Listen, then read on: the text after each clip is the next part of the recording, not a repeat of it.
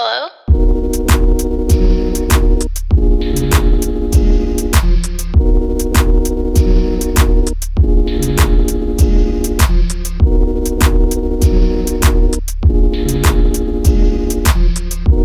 Just for fun, I thought I would share these photos with you that I found. I went through my box Oh my too. God. You look like you have a bigger stack. I might. It's not just of us though, it's like the whole world. Oh, okay, Yeah, cool. something else. Wow, what is that? This is a creepy clown that came from a good bad garage sale. I think that somebody gave me after the fact, but it's sort of incorporated into our lives. Yeah, When Chris would travel with work, this would end up on the set that he was working on, yeah, either in his suitcase or one time I gave it to his assistant to put on the yeah. camera cart. And it just, the clown moves around. I love it. I like that we started with a show and tell, basically. And that clown, I mean, it doesn't really have a Muppet look, but it kind of has a Muppet look. And I know you have some Muppet connections that I Yes. was hoping to talk about too at some point. So I will show off this one. It's fancy dress party with an Aaron Baker painting in the background. I think that was from when you and Adam got married and the party that you had. Oh, it could have, yeah, it probably was. Because it was a dress up party. Yeah. I was trying to remember what this, yeah, I was trying to remember what that event was. I mean, we had a lot of parties, various dress encouraged Yes. from from 1950s Tupperware. I talk about that still. I use that night as an example of the party that I wish people would have I now. would I wish people would have that party too. I want to go to it. I can't really host parties here because I live with my parents right now. So, It you would be a know, different party. yeah, it would be a very different. There's lots of Tupperware here though. Should we just take turns? Now you show Sure. something. I will. Okay. I had a Polaroid camera back in the day. Okay. So here's some from Baboon. Nice. It's one. Yeah. Okay. You got everybody there almost. 305. Yeah. All right. Here's some from my 25th birthday. There's two from this. And one of them, Todd Ramsel, is blocking you in the photo, but you're behind him. Mm-hmm. And here is you. But thanks for coming to my 25th birthday party. And you Thanks. can That see the blue right. margaritas here. Because I wasn't yet 21. Yeah. So I didn't get a blue drink. Yeah. Yeah. I'm sorry. Here's others. Lisa Johnson. Johnson, um, George Quartz. That outfit is pretty amazing. And Wendy. Hmm. Yes. And George. George. That's it for that group. Okay. And then I have your postcard that you made me from the postcard exchange Mhm. that when you sent this, because it includes something organic, it like it has changed since Mhm. I received it in the mail. So now it is all dried and like I kind of like how in the background it's like this little montage of all these different photos and then the what are those called? What is that tree I think called? these are probably magnolia blossoms. Okay, it kind of mimics that, but in a more scattered way. So nicely done. Thanks. I have just a couple more. Uh, Okay, last one, and then we'll move on okay. to Should I just announcement. go with well, one, two, I have two things, Okay, three then things. so show Really both quick. of It's them. just a clipping from Good Bad. Oh, nice. What's good and Um, bad in the local art scene? That's a good question. So I used to shoot, I had a camcorder and I brought it around to shoot events. And I think it's when there was a Good Bad event in Houston where the roller rink was made around the building. I think Uh-huh. it was there. I was inside with my camcorder and somebody spilled a beer on it and it ruined my camcorder. But Good Bad took a collection, Hmm. me to get it fixed. And I have this, Aw. but here's one that may give you feelings. You Yeah. ready? Yeah. Oh. Yeah, lots of feelings there. So that just for people watching is Bill Ivy and John Freeman, both of whom are no longer with us. And yeah. Mm. Nice. I have a photo of John in his Baby USA outfit Hmm. from the boxing thing that they did at the Argo Hmm. up in my studio in the other room. So he gets to hang out with me in there, which is nice. So since you started with the Muppet doll thing, your about page, like the first thing that it says about you is that you sassily did continuity for the Muppets. And I'm a Muppets huge, and Beyond. But yeah, for a long, my day job has always been working on film sets or, uh-huh, primarily I started working in film in the 90s. And I wanted to be an editor, but I ended up working on a set. There was a Columbia student who came and did their thesis project in Texas, and she was just like, "We're looking for free crew."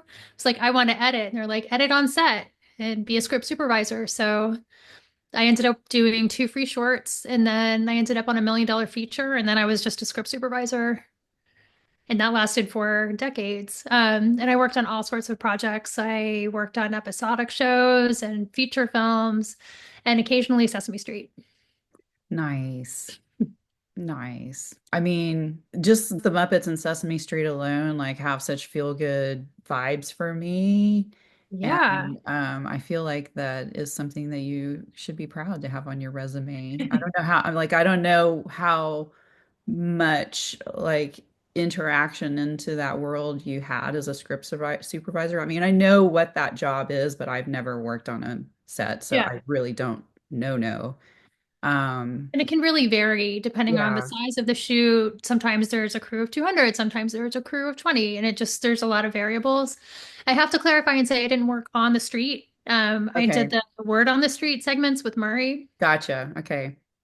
for several years. And if you shoot something in New York City, you have to stop people from walking down the sidewalk, and everyone gets really pissed off and they get really Yeah. tired of it. And they're like, don't. But if you're working on Sesame Street, even like the most hardened New Yorkers like stop and smile. Oh, that's And we good. shot in a park with like drug dealers like behind our tent, and they're like, excuse me, how long are you guys going to be here? No reason, take your time. Just like people were just very nice, and like that didn't Yeah. usually go that way. Yeah. I feel like I should acknowledge that since it's in the news right now about PBS funding and them, obviously that's affecting Sesame Street. And I just saw that Netflix is going to pick it up. So Mm. that's one good thing they've done. You know, I don't know. That whole how is I don't know if I would like, do we want to go into that? Like, how is Let's all of go. that, how is all that stuff affecting your world? And A lot. I mean, in every way. So you have sort of two camps. You have what the administration is doing and funds that are being canceled, but you also have sort of this corporate consolidation and greed, and those things are like hitting together. So the film world has been sort of imploding pretty much since COVID. COVID shut everything down, especially in the centers like here in New York and LA. It didn't when it just started going again, the strikes happened. And then since then, things just aren't shooting as much. yeah. Um, and the streamers came in and disrupted the whole system, and they got like really, really big, and then they shrank.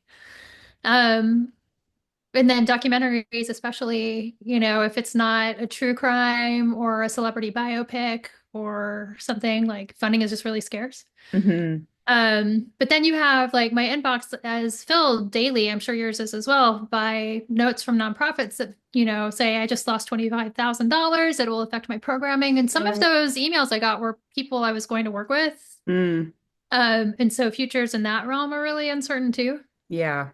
Yeah. So yeah, Um, like it's all messed up. it is. A hot Like, mess. But I did get a grant to do a screening next week for community, and I think I'm going to see that money.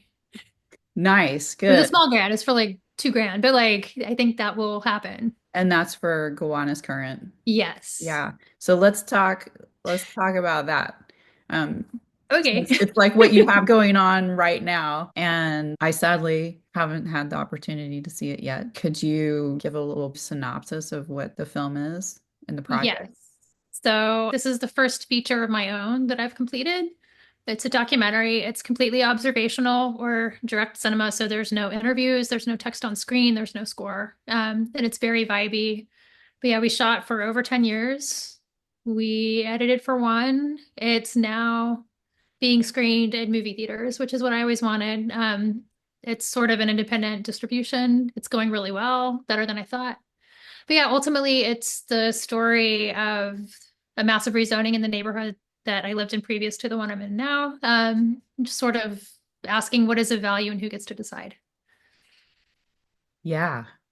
Uh, a pretty valid question that sadly impacts like every place on this planet right now. Yeah, yeah. Um, and so from what I saw or what I read, like the area not only is experiencing like the rapid development, Mhm. but there's also like some environmental issues as well. Is that right? Yeah, it's a super fun site. So it's one of the most toxic bodies of water in the country. And it's a canal that runs through the center of the neighborhood. And there are luxury towers being built on either side. They are built now, and they're continuing to be built. And there's a lot of racial inequity and income inequity and all these things. So I feel like and it is both hyper local and universal in that, did you hear that?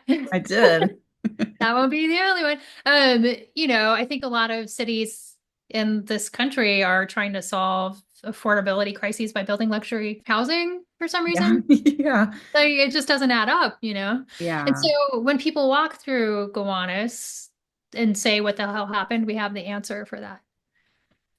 We Yeah. can tell that story. Yeah. And so you took it was over 10 years, is that right? That you Mhm. 400 filmed? hours of footage more. And now it's a 90-minute feature film. Okay.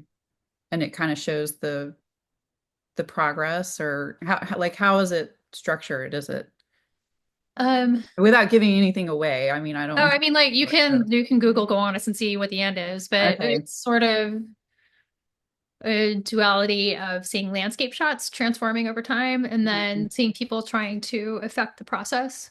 Yeah. Everything is shot from a public viewpoint, so there's no special access and behind the doors interviews. It's more like I want people to see what it feels like when it happens to your neighborhood, to really Yeah. feel what it feels like when it happens to your neighborhood. And I think a Yeah. lot of the other like documentaries that are being funded now. I can go off on gatekeepers and I might, but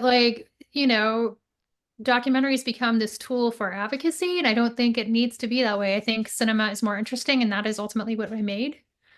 Um, yeah, and I think people have false metrics. Like you're going to see this film and you're going to get really fired up, and then you're going to go sign a petition. It's just like, I mean, that's one way to make a film. I think it's the least interesting way to make a film. I Hmm.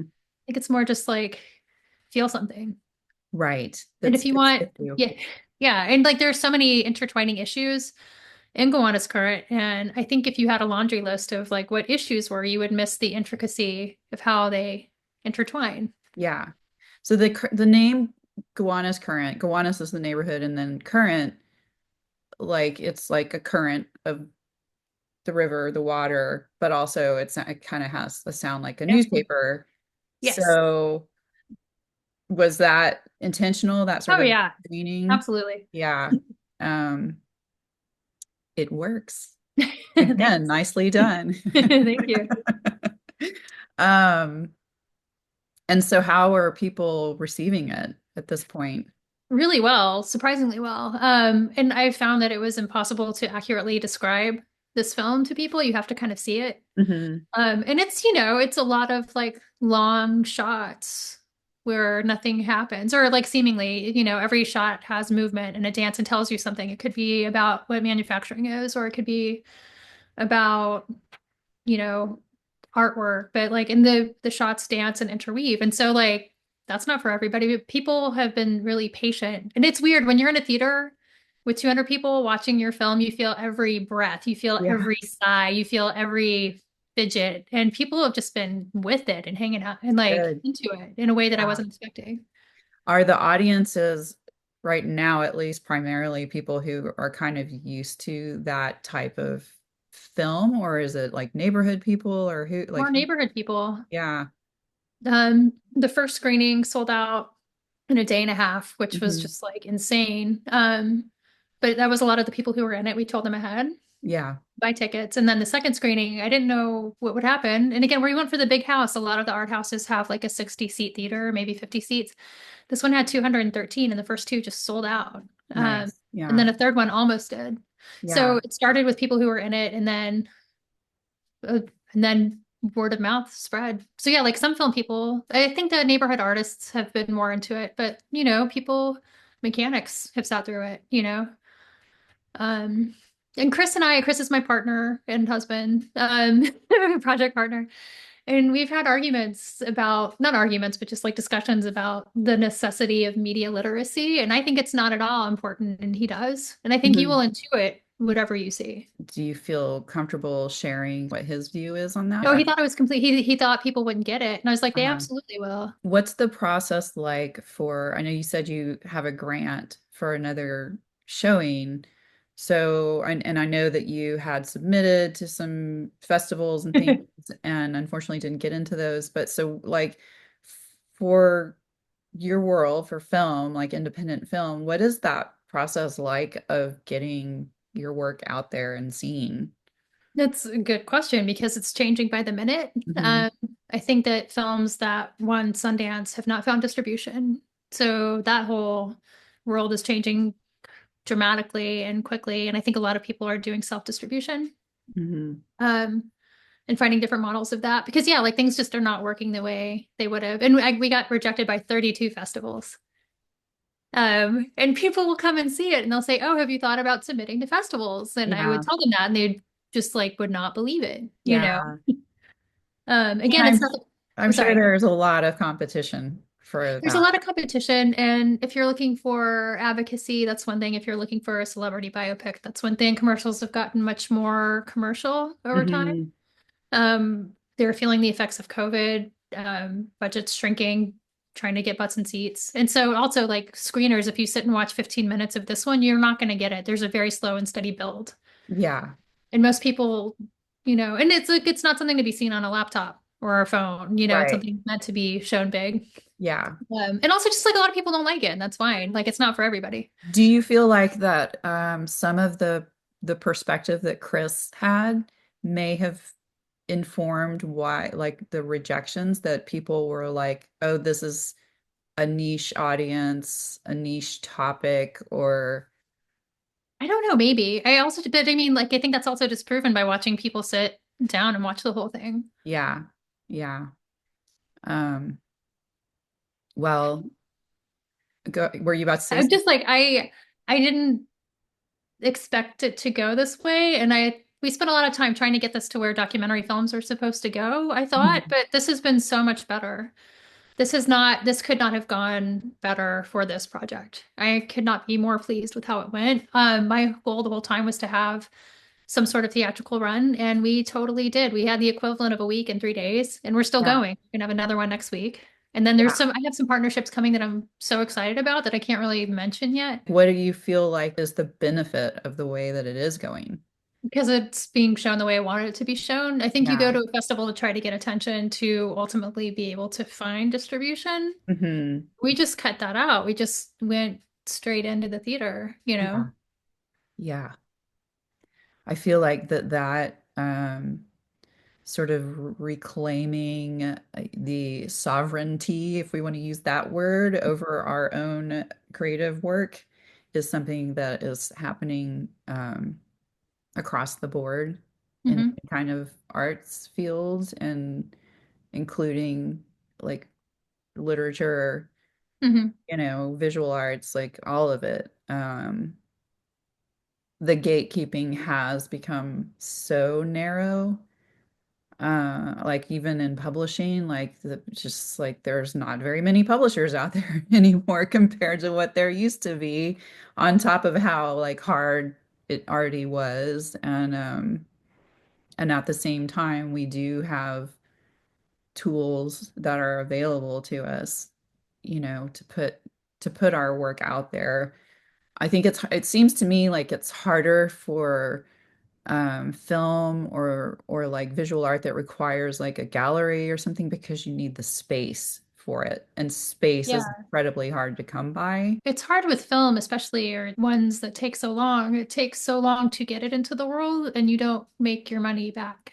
Yeah, Um, and that's the thing. I think that a lot of the gatekeepers or a lot of the voices that you hear in documentary aren't, the films aren't made by people who have to pay their rent often. yeah, Not always, but often. And I feel like, you know, if you talk about representation, you need to think about who made it, where they come from, and who it's for. yeah, And I felt like I was never on screen. And I feel like a lot of people who are just sort of regular folks aren't really on screen, or they are. It's like through the lens of somebody who doesn't have their same life. You know what I mean? right. They're not equals necessarily. It's always seems a little bit like this.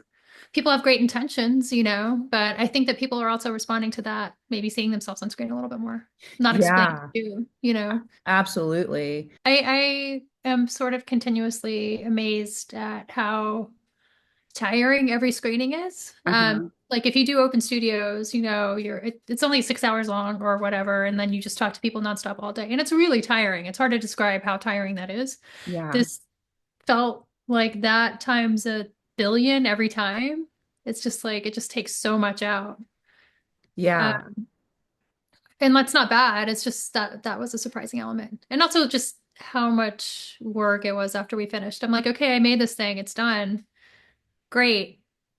It's just now like what? try to It's warn like all me. this energy, and then it suddenly like shifts, and like where Mhm. does that go?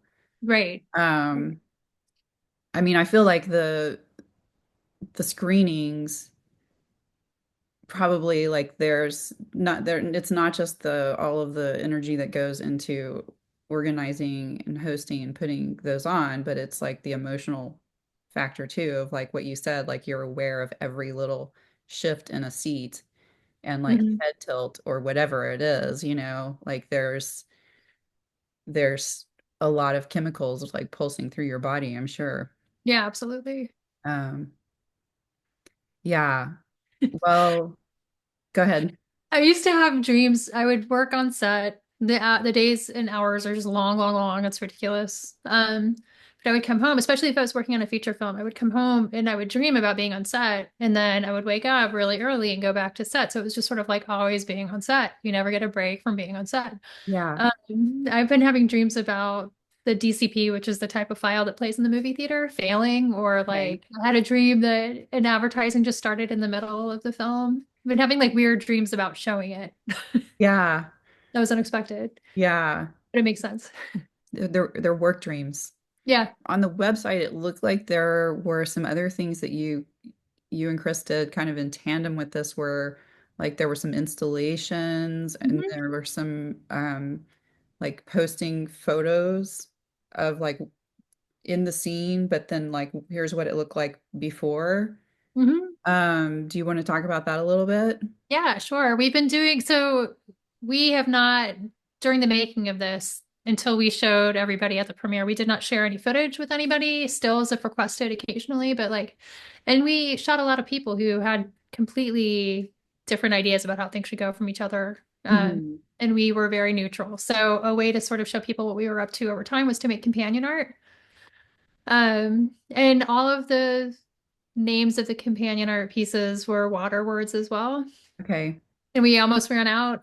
But yeah, I think the first one was Reflection, where we put stills of a place up throughout the neighborhood so you could sort of look at the before and after and think about what is a value, who gets to decide. We did that during COVID. So it was sort of a self-guided photo exhibition that people could go do outside on their own time. We made a few video installations. One was a 4 channel on a 7.5 minute loop that I actually got a grant for to do, which is awesome getting a grant and like being able to pay for the stuff you want. Yeah. Like I could rent a van to move the monitors around and I rented like a helper to help install and like it was awesome. I hired some guys who went to MIT to help program the media players so you could have a QR code and so the original and this could be set up in any number of ways, but the original view was for monitors on top of each other in a window. It was still during COVID, and so there each monitor had a QR code with a separate sound channel, Yeah.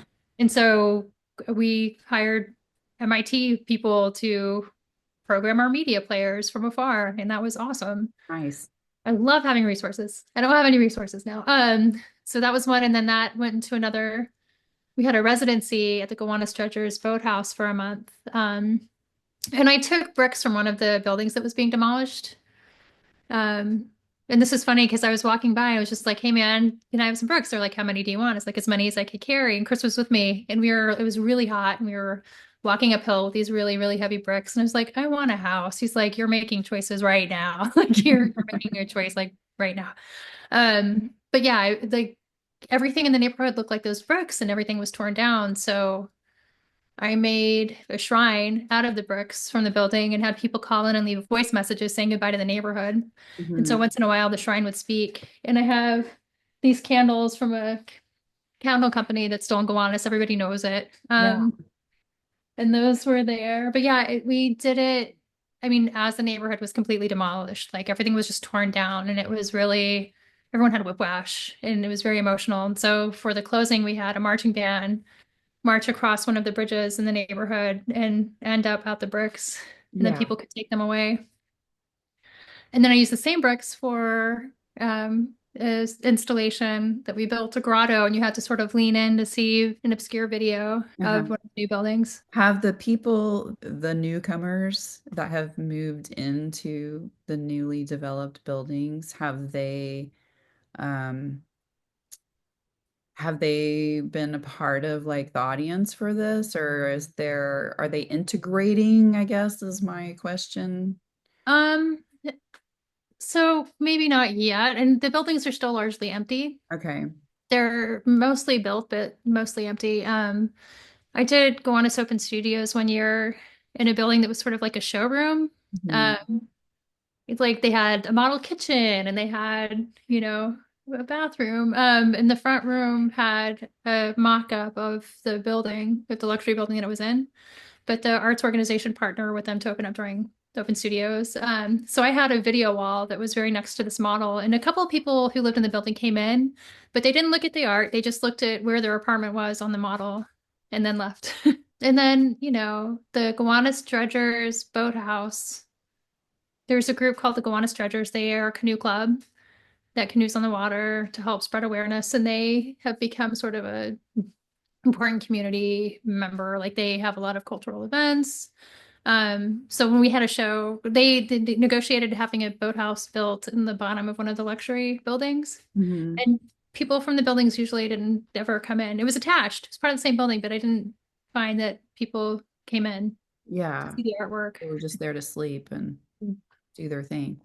Is the water still toxic or has it been Oh cleaned up? yeah, absolutely. It's been cleaned, but every time it rains, and a lot of old cities have something called combined sewer overflow. Mhm. So that just means the sewer system can't handle capacity during heavy rains and sewage ends up going into the water. Yeah. And so there were coal tar manufacturers in the neighborhood. Coal tar residue was in the water, and then the sewage would go and mix together with it, and it would make this material called block mayonnaise. And a lot of that was dredged. But the sewers are still flooding the canal. And so there's a solution that is underway for it, retention tanks, but they're not completed yet. So yeah, I mean, like, yes, still gross. And it's odd, like I mean, usually disproportionately communities with lower incomes, Hmm.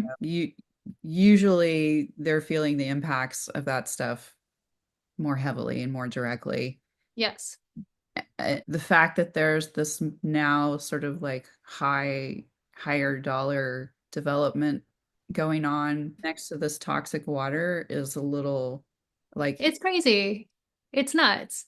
And the neighborhood wasn't it wasn't improved or built upon. It was just completely rebuilt. yeah, It was knocked down and then rebuilt. So two things. One, the only actual affordable housing that's being built is going to be on the most toxic site in the neighborhood. yeah.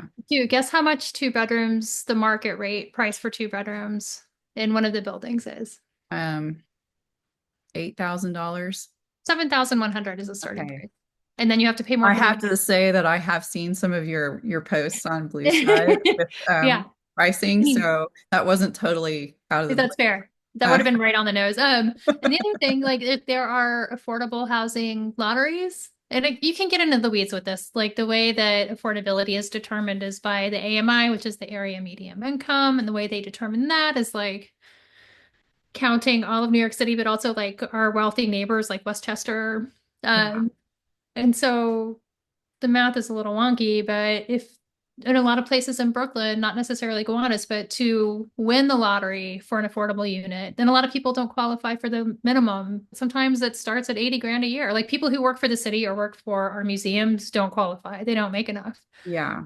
So it's all drives me crazy. But if you win a lottery for a lot of two bedrooms, the price you win, I mean, like, and sometimes there's so many tens of thousands of people who enter the lotteries, but you might be fortunate enough to get a two-bedroom apartment that costs $4,000 a month. And Yeah. that's the affordable unit. And it's just like, it's a sham, but yeah, it's what's happening across the country.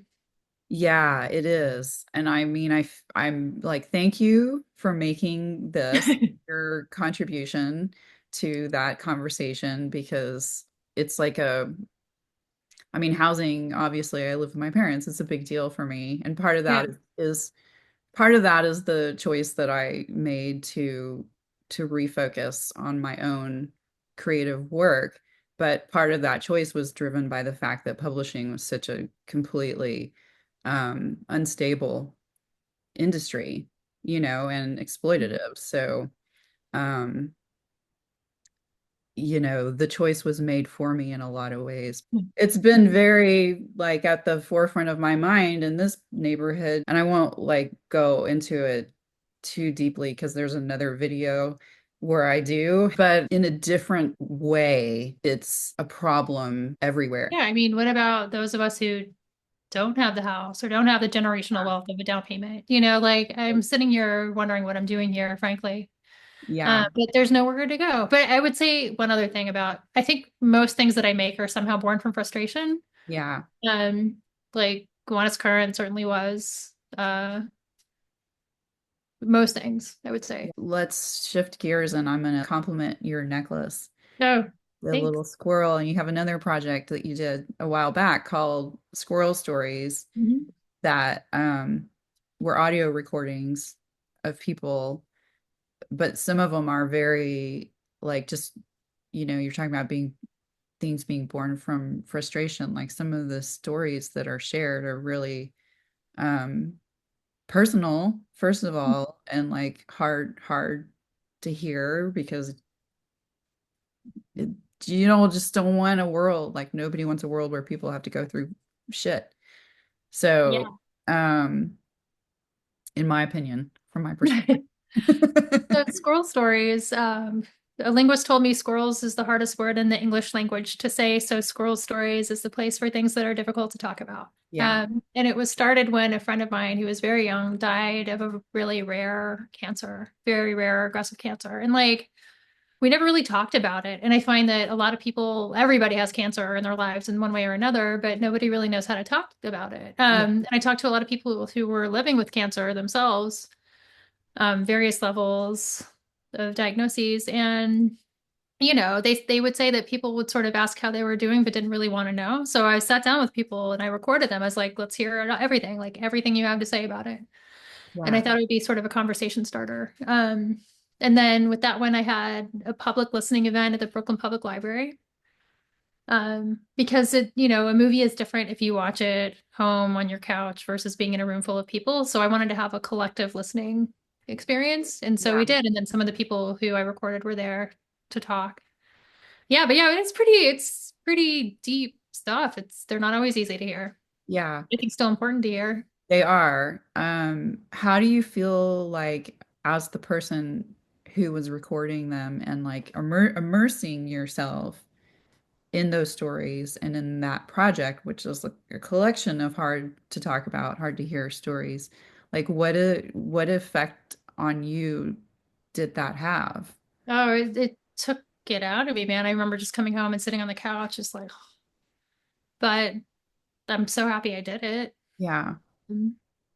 Do you feel like that there was some resolution there in terms of like, you were saying that you lost your friend and like never got to talk about that. And I mean, not necessarily about that specific incidents, but just the opportunity to like hear the stories and share the stories, like bringing some closure and emotional resolution.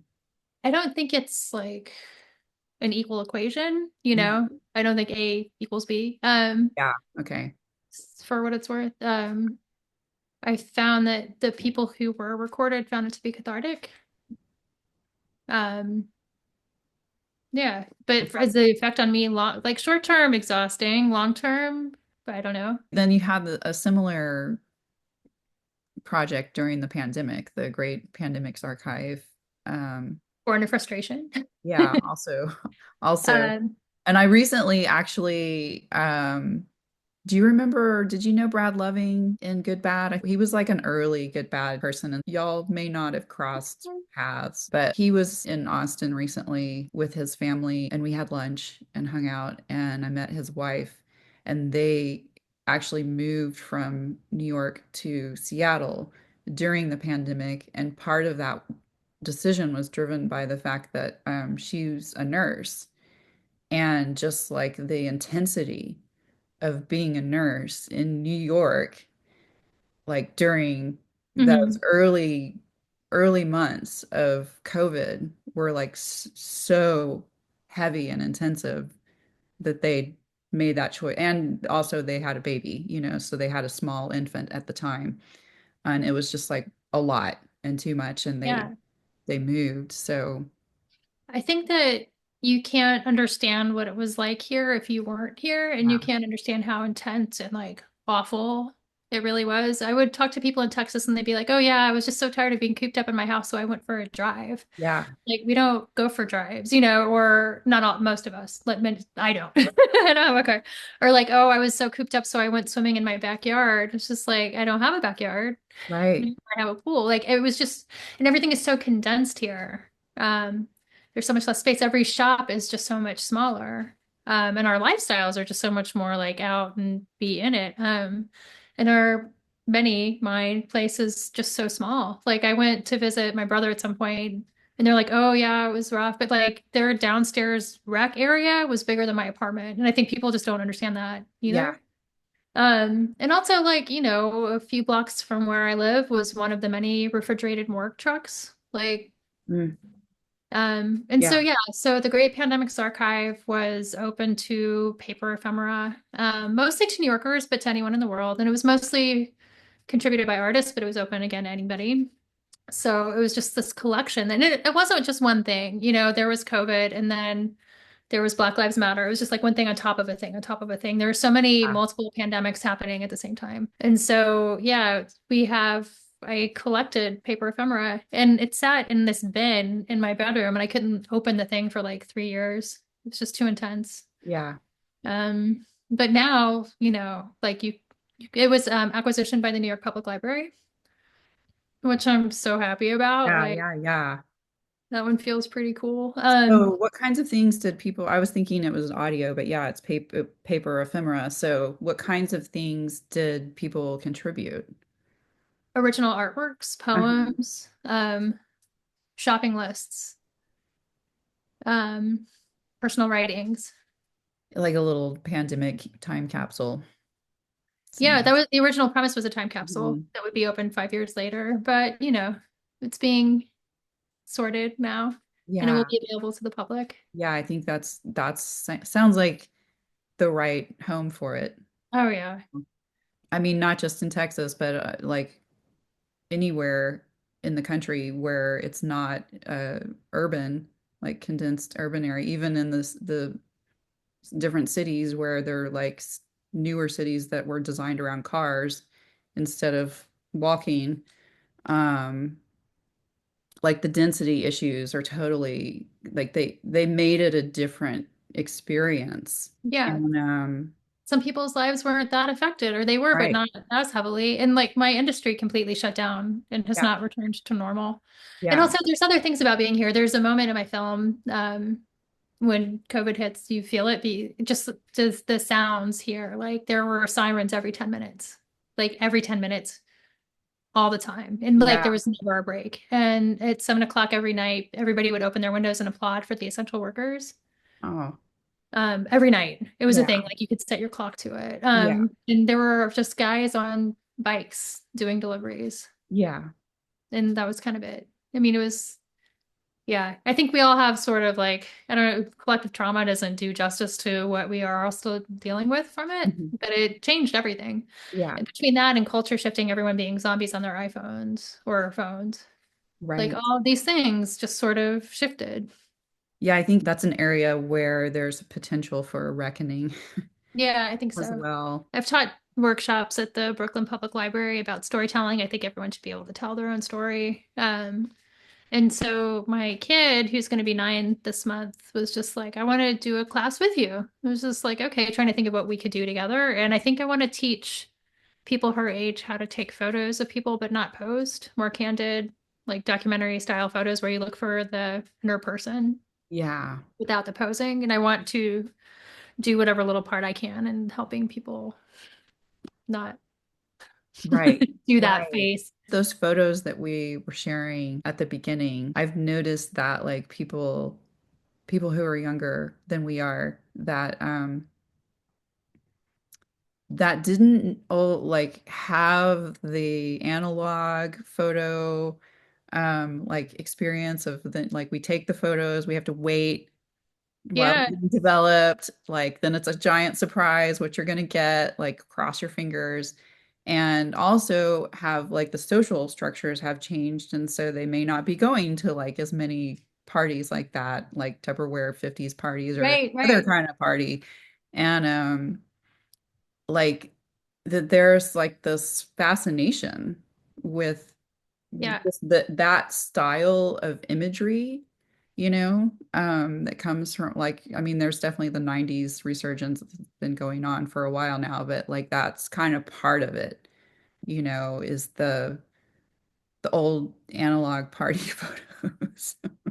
I have one more to show you, and then 2 point. I'm going to Okay. tell you 1 point, and then show you a photo, and then so I have worked in film since the 90s, and when I started working in film, you shot on film, and Yeah. everything was so different and so intentional, and there was care taken, and like you would take a breath when the camera rolled because you had a shot, and it was just like it was so much more expensive, and everything was just so different. And I remember as people moved to video more and more, how they would just keep the cameras rolling. It's very Yeah. similar to all this. Here's another photo I didn't show you before. Where is this? I don't know. I'm not sure, but I think this might have been in Eric's place. The front was the Western Salon, and then the back room was the food shack. Oh, yeah. Uh, That maybe was after I moved. was it? Yeah, and so I didn't ever go there, but it was legendary and I knew about it. One So, other thing, just when I went to UNT, I learned how to edit on a yeah. flatbed. So when I think back fondly in days of good, bad, and things like the 50s Tupperware party, that was just such a golden era. I thought when I moved to New York, that's just how people would be. I thought there would be so much more of that, and people just making stuff to make stuff. And it's just not the way it is or is anymore, or has been for a long time. It's just too expensive, and you need time and space, you know? Yeah. And I really thought I would have found that and continued that, but that's just not the way life is here. And that's all I want life to be again. Yeah. Do you feel like that it was like that when you first moved there? Because you've been there now since like what year did you move to New York? 2001, Okay. Has it maybe changed? more so. I felt like there was just more happening, Mhm. more randomness, more you would just run into crazy shit on the street. I feel like it's far and few between now. There's people still doing interesting stuff, but it's just harder. Yeah. Harder financially, and then just like the energy level that people have after doing their day. Yeah. And then also fighting the like the hermity like urge that a lot of us, myself included, like never fully let go of after the pandemic. You know, Hmm. there's probably like a lot of factors in that. Um, I feel like um I feel like a lot of people are feeling that way, like what you Hmm. just described, that sort of yearning for um, for just like more activity and spontaneity and like freedom to do things and create things. Um, at the memorial for John Mm. Freeman. Um, and granted, it was kind of a special case scenario because it was a giant reunion of Yeah. all of these people who were collaborators and creators in different ways. Um, like coming back together and the bands without John. Ew, like I just had this whole like chest tightening as I said that.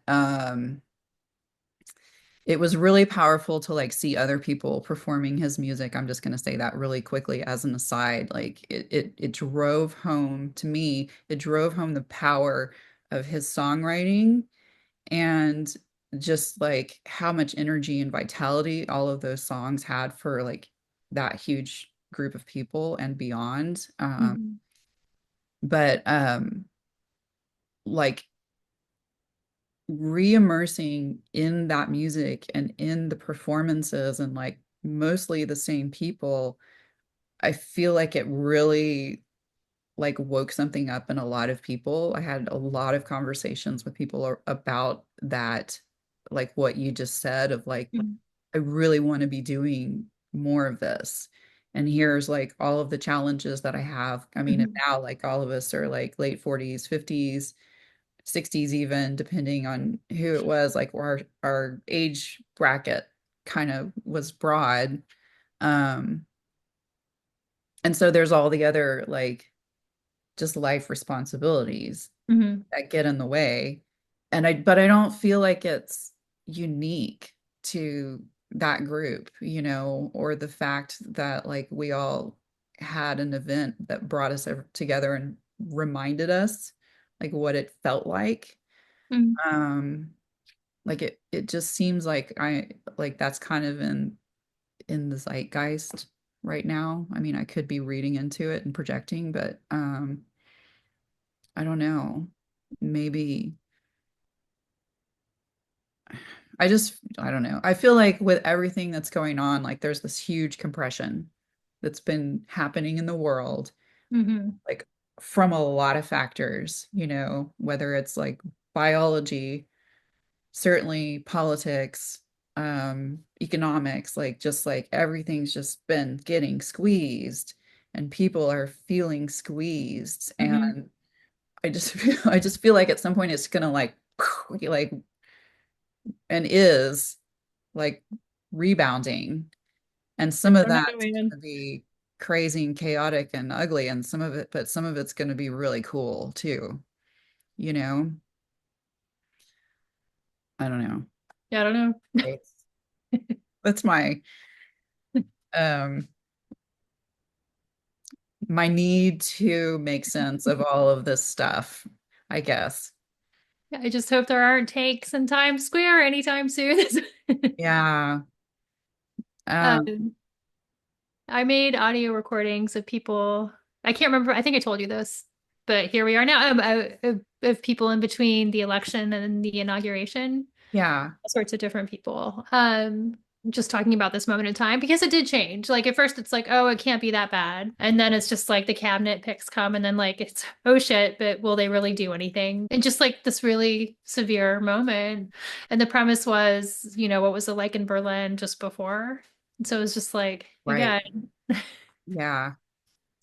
And I mean, I keep coming back to this place of like I feel like I have to or in order to not like spiral downward too much, it's like there's a lot of parallels and a lot of similarities that it's extremely important to pay attention to and Yep. react to and respond to in a thoughtful uh a thoughtful way, not just like reactive, like like go crazy. But but also the world is different.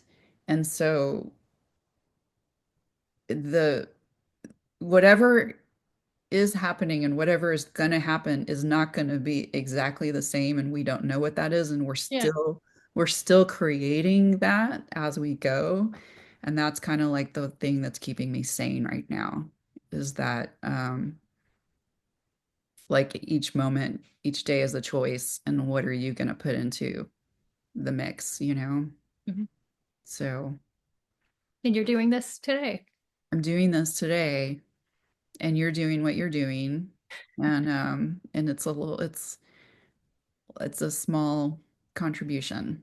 So um that hopefully, like you said, is something that like people feel like it's not like a thing where people are gonna like, I'm gonna go sign a petition, you know, Right. but like I mean, I'm all for signing petitions. I've signed my fair Same. I'm not petition. against petitions. I I've just gone to think that, protests and done the things, but and I am doing the things, but like also like there's a quietness that's important to what you were talking about, of just like making people feel things that stick with them. So one like kind of last thing I'll ask you, and then we can kind of open it up to like if there's anything else you want to add. But like you were just talking about like that you were doing these recordings with people like around the election and since then.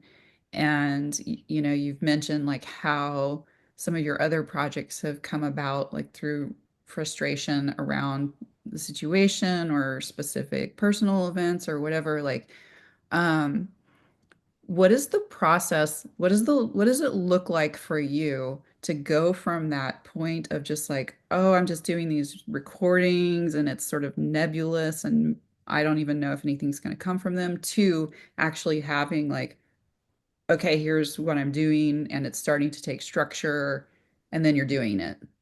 Like, what uh, does that look like for you? I usually sit and let things sit in the back of my head, and then I'm ready to just start building the thing. Bad Mhm. example, but at some point it's like I'm ready for another tattoo, and I just waited for 6 months, and then one morning I woke up as like I know what it is, and then I got it like the next day. Yeah. So just sort of like things bake, and then I'm like, okay, I'm ready to go. So the recordings were potentially the start of a film. Because I wanted to capture the moment exactly in that moment, but I don't do camera stuff. My husband does camera. I never learned camera because I'm like, hey, go shoot that. And so it was a way I can do audio completely alone and I can travel light. So I went, and the thought was to maybe put headphones on people later and they could hear their recordings and then react to them. But it was just like, it was just, I needed to capture that moment. So yeah, I have things baking. This film has been sort of really heavy on me. It Mhm. hasn't been able to like, it's taken more out than I was expecting, and it's just taken more time to like start thinking about other projects. Yeah. But I am thinking about other projects. I don't think I answered your question. But no, I tend to be pretty deliberate. Yeah. Tend to be pretty deliberate. Yeah. And I would assume that there's probably kind of a period of like where you need to decompress from what you just wrapped up, Yeah. you know, before something new kind of, I don't know. I don't know what that's like. If there's overlap or There has been in the past, but this one is just bigger, so yeah. not yeah. Yeah. And I mean, I know, and we don't have to talk about it because it's still totally baking and we don't know if it's going to happen, but the good bad, potential good bad project. I would still like to do it. I think it's just now I the lack of resources Yeah. is a real actual problem. But I mean, I still have interest, and I think maybe other people might have interest too. I haven't checked in with anybody lately. I've just been Yeah. focusing on this on Gowanus Current, but and it's hard, it's hard being here. Um, but I know how I've thought about logistically how I would approach it, Yeah. but I haven't I made feel any like moves. there's interest, and I feel like there's growing interest. Oh yeah. I had a lot of people come up to me at that memorial and and tell me they had watched these, first of all, which I was like, cool. Like I didn't know. I mean, I can see the stats, so I can see that some Right. people are watching them, but I don't know who they are. But people were like complimentary and saying that they felt like it was sort of stirring some juices for them Hmm. of getting the conversations going again. And then just what I was talking about with people sharing that yearning to have that like creative, collaborative, energy that we all had, like resurface in whatever way. I also very much like, I find myself, I really like participatory artwork. Hmm. And also the other thing I would say about everything that I've made is just like it's meant to be for every man. I think a lot of stuff isn't like Discworld stories or audio documentaries instead of oral histories. Oral histories are inaccessible and they are meant to be academic, but they don't have to be. Everyone benefits from hearing somebody's voice, Yeah. and any implication of otherwise is just ridiculous. And Yeah. so I've always just tried to make stuff more for everybody, for people who had backgrounds more similar to mine than who have a lot of money given Right. to them, you know? I think perspectives are different, but that's an aside. Well, like, fingers crossed. I would like to see that project happen. So, If anybody hearing this is a funder, yeah. I'm spinning my head. And I still describe it as just like an itch I can't scratch, you Yeah. know? Okay. Um, but I'm still very much in the world of distribution of my Yeah. film now. So if anybody here is a programmer at Well, I Gowanus mean, I'm House. honestly like of all the people in that group and all the talent Mhm. that's in that group that now has this like uh life wisdom attached to it as well, and like experience and practice of like working well with others, like, and then just the sort of adjacent connections and skills and people that are available to this group of people. Like, I don't know why we couldn't make something happen. Like, we've made some really cool stuff happen in the past on nothing. And Yeah, and that's and true. yes, the world is different now, but also, you know, like there's no reason why we couldn't figure out something, you No, know. that's a good point. That's a good So, point. um I do have one more question for you. Yes. Can I do this? On your website, on the about page, there's a photo of you like jumping with some sort of swamp monster. What's the story there? So that's a keeper, and the keepers appear when there's a imbalance between gentrification or development and natural processes, and Okay. they just appear sometimes. Okay. I think if you also on my website, I think there's a short video called "The Keepers Through Time." Okay, I'll look at that. Yeah, Anything else? I've I asked that don't now already. think so. There was a time when people kept giving me creepy crochet things for some Uh-huh. reason. There was a time when I lived in Denton that people just kept giving me really big artwork. Yeah. And I was just, my roommate at the time was like, you have to stop accepting. I was like, but it's so cool. But it's just like, no more big artwork. It's like, fine. Yeah. It does pose a storage problem. I mean, like right next to me is like a stack of paintings that haven't sold, and I haven't actually attempted to sell them. So that's probably part of the problem. Um, but this one that's 8 feet long, I'm just like, maybe this at this point in my career, that's not the right size for me to be working in because I do have a storage issue. So, and not as many walls to hang them on. So, I have a friend who I actually have a call with after this. And I was just like, I'm never making another film. I was like, but I have this itch. And she's just like, we are who we are. So if yeah. you work with 8 feet, if that's I the size mean, that you need to work in, you work in that. there's something appealing about it. And the fact that it's watercolor too. I don't know what it is about like working large with watercolor, which is usually a very small, little intimate thing. Can you tilt? Can we see it? Well, it's wrapped in plastic. Okay. Uh, it's older now. I mean, that's from 2018, I think, but it was one that had been cooking for like many, many years. And I have so many like sketches and little studies of different iterations for that Mhm. particular, like the idea of the painting. But it was fun. I like the show and tell thing. Yeah, one more. You want to see it? Yeah. Oh yeah. I want to tell a story about that real quick. So Mhm. that was Isolation Chamber, and and Eric Swenson, Dave Seiden, and Chris Webber were sealed inside the back room at Good Bad. Like we created a false wall, and there were seesaws, and they had to keep the seesaws going for, was it, how long was it? Like 72 hours or something? It was a long I time. think so. Yeah, and if So they stop, if the seesaws stopped moving, then and it was just one seesaw, so like one person could be taking a break while the other two went. There was like a loud buzzer.